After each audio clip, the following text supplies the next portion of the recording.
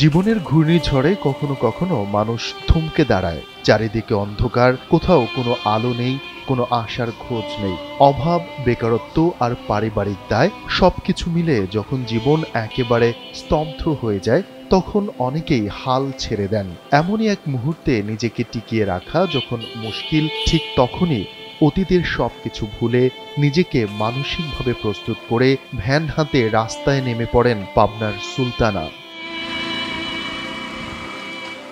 বলছিলাম পাবনার বনোয়ারীনগর ইউনিয়নের সোহানারা গ্রামের সুলতানা খাতুনের কথা। জীবনের কঠিন বাস্তবতাকে উপেক্ষা করে জীবিকার তাগিদে ভ্যান কিনে নেমেছেন রাস্তায়। RICL TMX, যুগের পর যুগ স্থাপনা থাকে মজবুত। বর্তমানে তিনি একজন ভ্যান চালক। শুনতে কিছুটা অবাস্তব মনে হলেও সকল বাধা উপেক্ষা করে নিজের ঘাম আর শ্রমে সংসারের হাল ধরেছেন এই তরুণী। ৩ বছর আগে পারিবারিকভাবে বিয়ে হয় একই উপজেলার বিলচাদু গ্রামে। কিন্তু বিয়ের অল্প কিছুদিন পরেই জানতে পারেন স্বামী মাদকাসক্ত। শুরু হয় নির্যাতন, অভাব আর অশান্তির জীবন। একসময় সহ্য সীমা পেরিয়ে গেলে তিনি ফিরে আসেন বাবার বাড়িতে। সেখান থেকেই শুরু হয় নতুন জীবন সংগ্রাম। শুরুতে অন্যের অটোভ্যান ভাড়ায় চালাতেন সুলতানা। প্রতিদিনের উপার্জনের বড় অংশই দিতে হতো ভ্যান মালিককে। পরে বাবা মা কিস্তিতে টাকা তুলে মেয়েকে একটি পুরনো ভ্যান কিনে দেন। এখন সকাল থেকে সন্ধ্যা পর্যন্ত রাস্তায় ছুটে বেড়ান সুলতানা।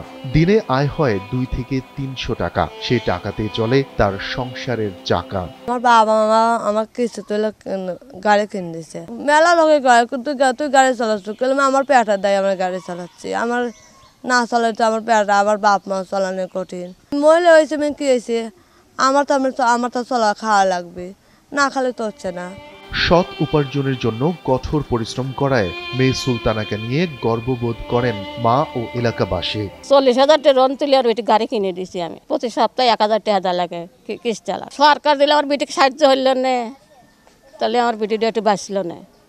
এখন মেয়েটা যে ভ্যান চালাচ্ছে, আর দেখে কষ্টই হয়, বুঝছেন, যে মেয়ে মানুষ ওটা ভ্যান চালায়, একটু কষ্টই হয়। যদি সরকারের কাছে আবেদন, যদি তারা একটু মেয়েটাকে যদি কিছু করে দিত, দোকানপাট হয়তো কোনো ব্যবস্থা যদি নিত, আমার পক্ষে মনে ভালো হতো। ও যাতে গরিব মানুষ, সরকার যাতে কিছু দেয়, আমরা এটাই চাই যে ও কিছু পাক। ও যাতে ভ্যান না চলা খাইতে হয়। একটা মেয়ে মানুষ ভ্যান চলা খেলে কত মানুষ কত কিছু বলে, এটা একটা কি কষ্ট না? সুলতানার নিরাপদ জীবিকার ব্যবস্থা করতে কাজ করা হচ্ছে বলে জানায় স্থানীয় প্রশাসন। সুলতানার যেহেতু এখন ভ্যান চালাচ্ছে, সেখানে একটা নিরাপত্তার বিষয় আছে।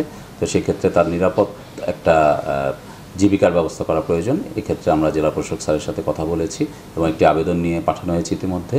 আশা করি খুব দ্রুতই তার জন্য আমরা কিছু করতে পারবো। জীবনের সবচেয়ে খারাপ সময়েও ভেঙে পড়েননি সুলতানা। বিশ্বাস করেন ভাগ্য ফেরানো সম্ভব পরিশ্রমের মাধ্যমেই। শফিকুল ইসলাম শান্ত, NPB।